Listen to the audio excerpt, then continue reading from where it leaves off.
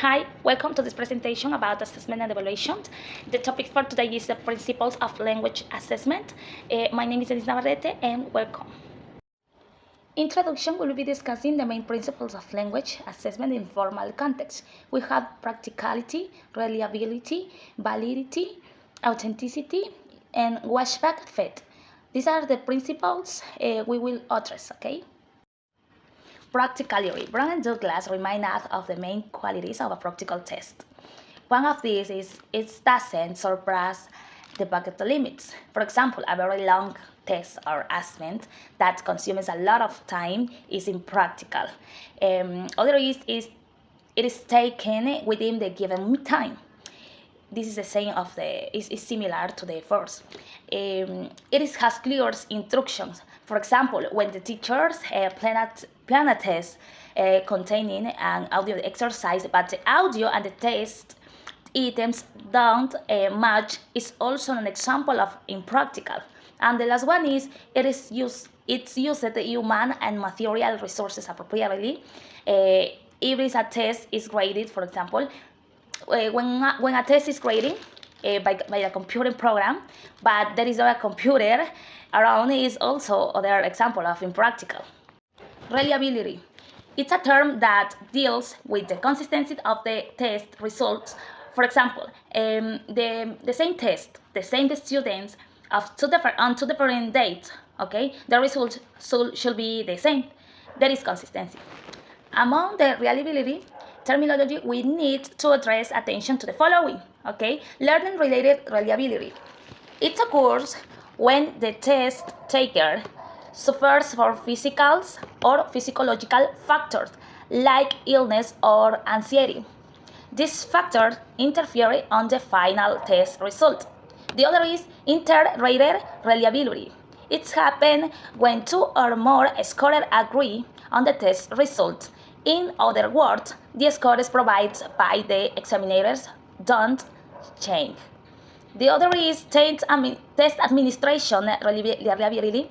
It deals with the condition of the test administration. For example, the quality of the exam photocopy, the light in the classroom, the noise outside the classroom, is other example.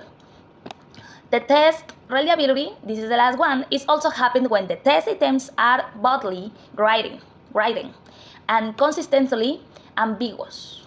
Finally, when tests have more than correct answer, can also cause measurement errors. Validity. Validity tests what is proposed to be measured. In other words, validity involves measuring what is supposed to be measured. For example, a grading test must evaluate the process of grading sentence and words. We have other type of validity, construct-related validity, for example. The other is content-related validity and criterion-related validity. The first refers to the measurement of all important sections of the subject or content. A test must evaluate most of the content covered in the course. The criterion-related validity is a relationship between a measured and a standard. The measured must agree with the standard.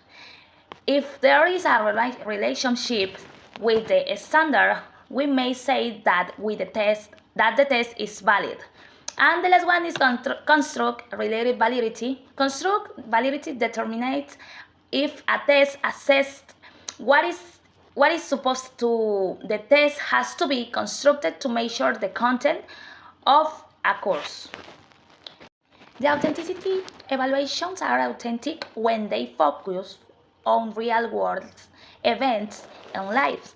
Grant Wiggins, 1998, states that an assessment is authentic if it's realistic and replicated situation of real workplace and personal life. Okay? For example, problem-solving exercises are examples of authentic evaluation. In this exercise, students need to justify their responses. Authentic assessment is different from traditional assessment due to the fact that they are linked to the real world. The authentic task required time and effort to be elaborated. Teachers spend long hours planning these assessments and spend long hours assessing them as well. And the last one is, for example, this is an example. For example, in an oral production lesson, a teacher demands a student to role play a situation. Washback effect. The washback effect exists when a test has a great influence on the way a professor teaches. Washback has a great effect of tests on teaching and learning. The teachers may find their teaching practice very similar to the summative evaluation, since they want their students to pass examinations. Washback offers learners to the chance to know the test format in advance. Consequently, students prepare themselves sufficiently.